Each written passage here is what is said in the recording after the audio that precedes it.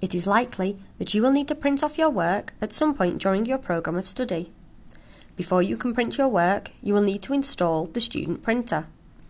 From your desktop, double-click the Install Student Printer icon, click Connect under the Printer Actions heading, and click Yes to add a printer connection.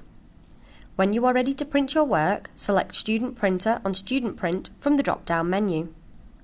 The college uses a FollowMe printing system. This allows you to print to a shared print queue and release your prints from any of the student printers across the campus, 2 of which are located in the Beacon Centre Library. Sending your prints to the student printer from your classroom will save you from having to book a library computer to print your work.